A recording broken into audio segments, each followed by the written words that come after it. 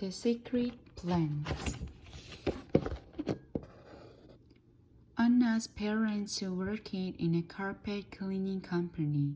They cleaned carpets for offices.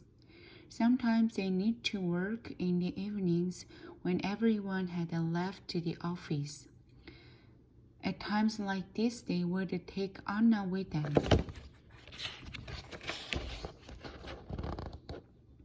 Anna didn't enjoy these evenings. She felt bored most of the time. Luckily, it didn't happen very often.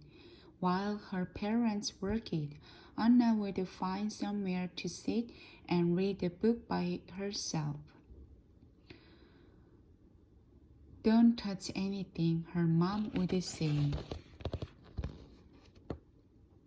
It was one of those evenings. The office was in a terrible mess. There was a paper all over the place. A man was putting things in a cabinet. "Please come in," he said. "I've got a new cabinet and I'm tidying up."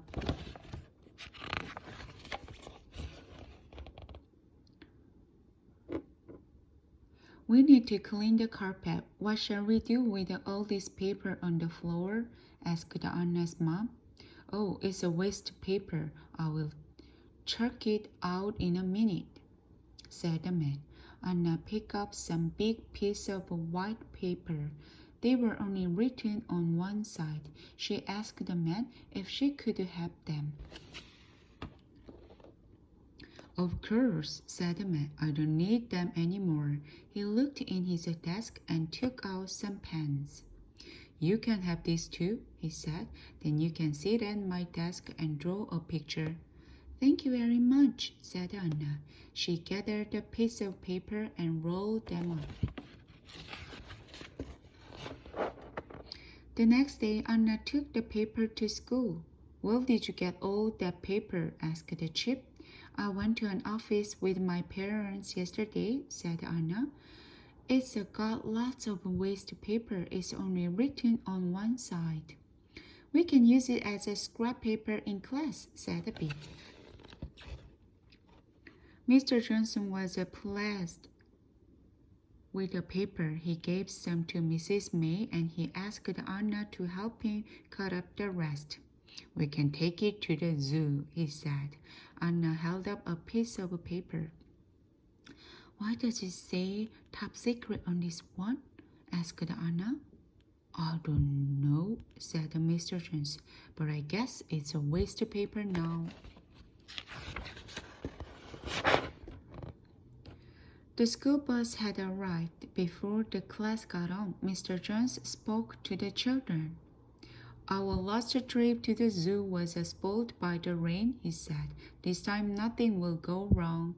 "Hooray!" exclaimed one of the boys.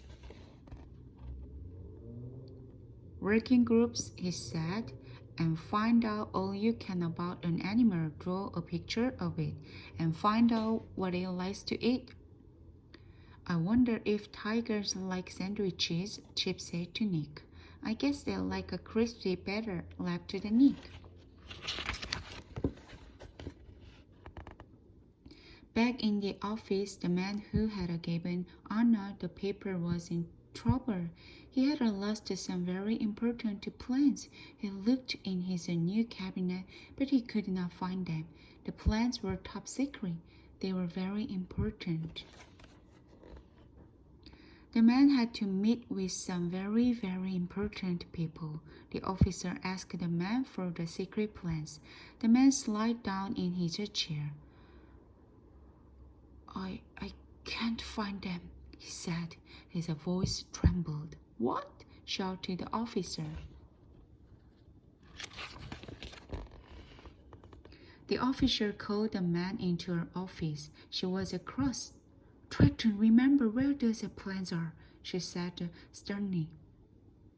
"They were in my old cabinet," said the man in a soft voice. Then it dawned on him. "I mustn't give them to the little girl," he said. Anna's mom was worried when she saw a car stop outside her house. Some people got out and knocked at the door. Your little girl was given some paper, they said. We need it back. Oh, said Anna's mom. She took it to school.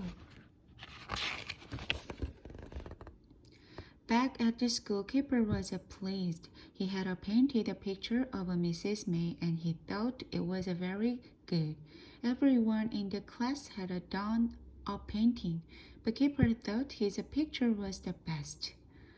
It's this paper, he thought. It's good to paint on. The principal came into the classroom. There were some visitors with her. I'm sorry, she said. There has been a mistake. All the paper that Anna brought in must be given back immediately. Oh no, thought the keeper.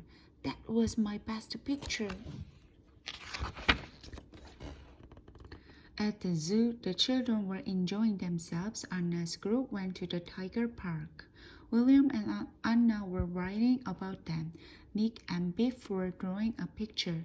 Chip was trying to find out what tigers like to eat. A zookeeper came to feed the tigers. He had a huge piece of meat in a wheelbarrow. Excuse me, said Chip. What do tigers eat? They like little boys best of all, said the zookeeper, but only as a special treat. I hope that's a joke, thought the Chip. Mr. Johnson ran up to the children. There was some paper with him. They all looked anxious. We must find the others and go back to the school bus at once, said Mr. Johnson. Oh no, said Biff. My drawing wasn't looking good.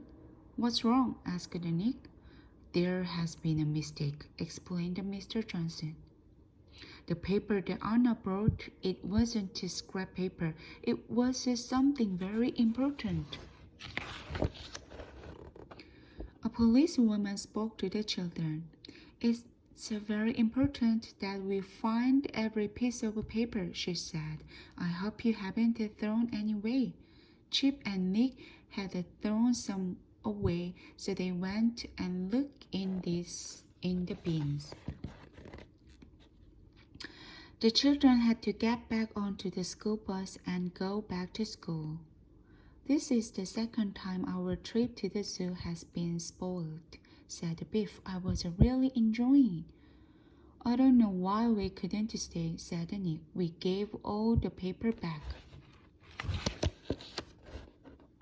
Everyone went to the school hall. All the pieces of paper were laid on the floor. We must check that all the paper has been found, said the principal. We can't go home until then. The trouble is the paper has been cut into the pieces, said Mr. Johnson. The police and the officers tried to put the secret plans back together. It was like doing jigsaw puzzles. They scratched their heads. At this rate, we'll be here all night, said the chief. The children got onto the floor and looked at the paper. They were good at doing jigsaw puzzle. The table was a piece of a cake. This one goes here, said Biff, and that one goes there. And that will fit with that, said Nick, if you turn it round. Thanks to the children, the pieces of paper once put back together. However, 2 pieces were missing. Those are important pieces, said the man. We must find them. They searched every room. Chip had one of the missing pieces. He had it in his pocket. He was in 2 minds about handing it back because he had drawn a funny picture of Mr. Johnson on it. In the end, Chip gave it back. Mr. Johnson wasn't pleased when he saw what was on the paper.